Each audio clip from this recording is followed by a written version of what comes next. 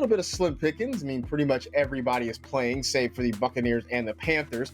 At quarterback, going back to the Derek Carr well. I know it did not work out on Sunday, but the matchup against the Jets is pretty good. So for anybody streaming quarterbacks, Carr is still a name to remember.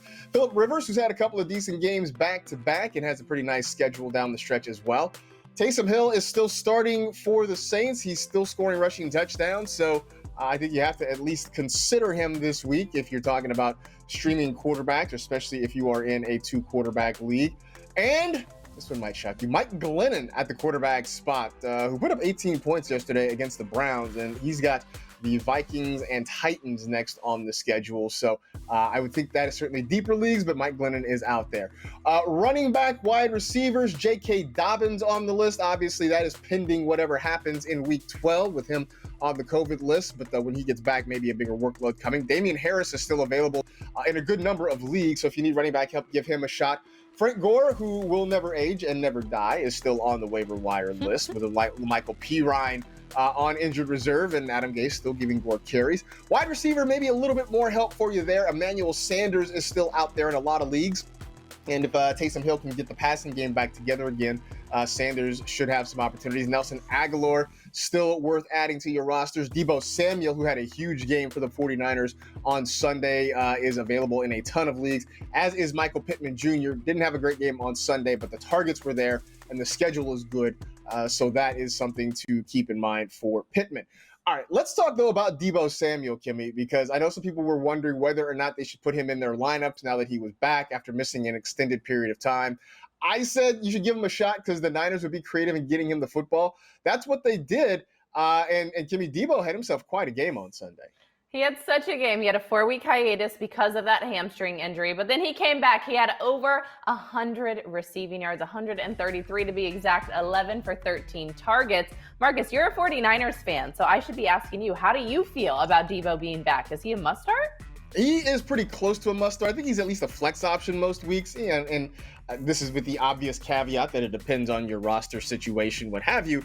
But the fact is they are peppering him with targets. They're getting him the ball on jet sweeps. They just want to put the ball in his hands. And I think I saw something that in the last couple of games, he's got 280 some odd, I think, receiving yards, but he's got negative 41 air yards, which means they're not just letting him run down the field and throwing it up to him and letting him make plays. They're getting him the ball in and around the line of scrimmage and allowing him just to try to find some space and operate, and he did a pretty good job of that. So that alone is reason for me to believe that Deebo Samuel is worth having in the lineup. I mean, look, he's able to go out and do that with Nick Mullins at quarterback. I think he's going to be okay. And again, if he's out there, I mean, go pick him up. If nothing else, even if you're not starting him, he should be on your roster just because you want depth, and also because you just don't want your opponents to have him on their roster. Sometimes it pays to be petty. Phillip Rivers, who I know doesn't necessarily excite people in fantasy football the way maybe he once did with the Chargers, but a couple of decent games back-to-back, some nice games upcoming. And Kimmy, for anybody streaming quarterbacks, maybe you don't have Tom Brady this week, what have you, is Phillip Rivers worth a look? I think he is. I liked him this week going up against the Titans as well. I talked about that on the Sunday show. I understand he only had 17 fantasy points, right? Like nothing groundbreaking, nothing crazy, but he's been good. 295 yards, 2 passing touchdowns. He's had double-digit fantasy points in 9 games this season and a passing touchdown in every game except for 2. Now, next week, I think it's an option to start him because it's going to be a high-paced shootout against Deshaun Watson and the Houston Texans. If they want to stay in this game, Phillip Rivers is going to have to throw and pass the ball. So yeah, stream him. I don't know, YOLO, it's 2020. Like the fact that we're talking about Phillip Rivers being a waiver wire starting quarterback, like this just goes to show the world is different. I keep saying that if I'm streaming a quarterback, I want about 18 points. 18 points out of a streaming quarterback is pretty good. Phillip Rivers had 17.8 points. I mean, that's pretty darn close.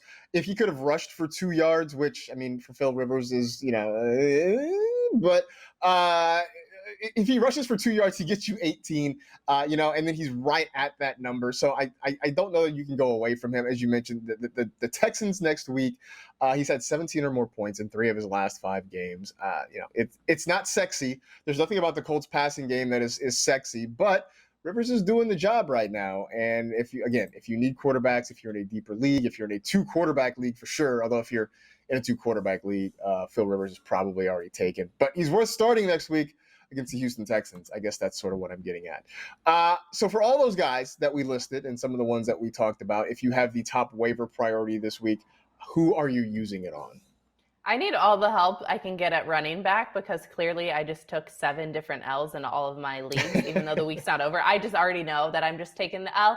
And that's because some of the guys we mentioned today just haven't showed up or their scenarios are different. Guys like CEH, who I have a tons of shares in. Another guy, Alvin Kamara, who I got a first-round pick on and has been basura the last 2 weeks because of Taysom Hill. I'm blaming all of Taysom Hill. Because of that, I think I'm going to look to target Damian Harris, who we've talked about multiple weeks now. We know that it's, again, a kind of crowded backfield situation for the New England Patriots, and you don't want to fully trust a running back ever, but he's the most reliable one out there on the waiver wire, and I just kind of got to rock with it. I agree, and you talk about the crowded backfield in New England, and it's true to a point. Although now that Rex Burkhead is injured and looks like he possibly could be done for the year, we'll see. The Patriots don't seem to have been in a rush to get Sony Michel necessarily back in there. So it's right now it might mostly be Harris and James White getting the work there, and I still contend that Damian Harris has been the best of New England's backs all season long. So I would go there as well. I just also feel like it's a lot easier to find wide receiver help than it is to find running back help. And so if you can find a guy who's getting a lot of touches, I think that's what you do. I think that's the guy you go after. So we keep pounding and preaching Damian Harris, and hopefully more and more folks are going to start to take notice, especially as you get toward the playoff weeks and as the trade deadlines end.